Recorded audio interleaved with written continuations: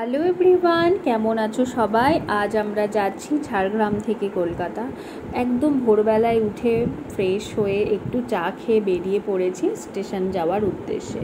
আর আমাদের বাড়ি থেকে কিন্তু ঝাড়গ্রাম স্টেশন বেশি দূর না, হেঁটে খুব জোর হলে 5 থেকে 7 মিনিট লাগবে। আর এই সবজি বাজারটার ওপর দিয়ে আমাদেরকে যেতে হয়। এই সবজি বাজারটা হচ্ছে ঝাড়গ্রামের সবথেকে বড় সবজি মার্কেট। এখানে প্রচুর পরিমাণে সবজি আসে গ্রাম থেকে, পাইকারি খুচরো দুটোই বিক্রি হয়। আমারও দেখে একটু সবজি নিতে ইচ্ছে করে, কিন্তু আমি কোনো বাড়ি সবজি আনতে পারি না, ব্যাগ ভারী হবে সেই জন্য। তারপরে এবারে ঝাড়গ্রামে এসে দেখলাম যে স্টেশনের সব কিছু পাল্টে ফেলেছে। ওভারব্রিজ করেছে নতুন, তারপরে লিফট করেছে। তো আমরা নেমে পড়লাম 3 নম্বর প্ল্যাটফর্মে। আমাদের ট্রেনটা 3 নম্বর প্ল্যাটফর্ম থেকে ছাড়বে। আর আমরা একটুখানি হেঁটে উঠে পড়লাম S2-তে, কারণ আমাদের পেছন দিকে সিট ছিল। তারপরে উঠে আমরা তো বাইরের দৃশ্য দেখতে দেখতে আসছিলাম।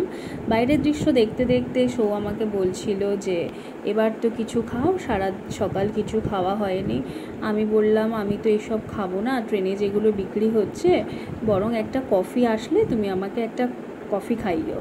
তখন সৌ দেখলো যে কফি এসছে, তা আমাকে বলল যে তাহলে এবার কফিটা খেয়ে নাও, চলে গেলে কিন্তু আর হয়তো কখন আসবে পুরো ট্রেন ঘুরে তার ঠিক নেই। তা আমি বললাম ঠিক আছে, তাহলে কফি দিয়ে দাও।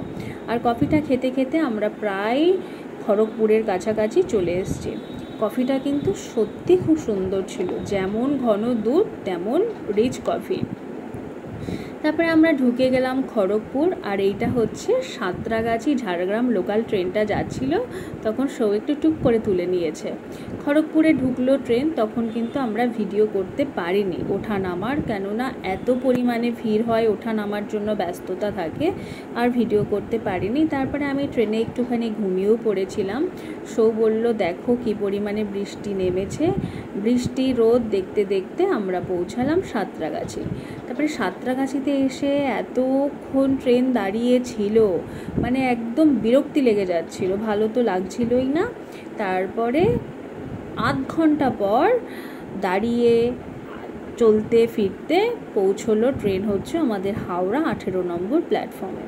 18 নম্বরের প্ল্যাটফর্মে দেওয়ার জন্য আমাদের বেশ বাইরে বেরোতে সুবিধেই হয়েছিল, কারণ আমরা বাস ধরে আজকে ফিরবো। তাহলে আমরা VS2 বাসে উঠে পড়লাম। এই বাসটা আসবে হচ্ছে এয়ারপোর্ট পর্যন্ত।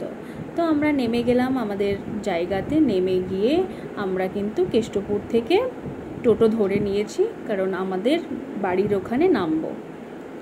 তারপরে আমরা নেমে হাঁটতে হাঁটতে চলে আসলাম আমাদের বাড়িতে। আজকের ব্লগটা কেমন লাগলো তোমরা কিন্তু জানিও, প্লিজ সাবস্ক্রাইব করো আর ভালো থেকো।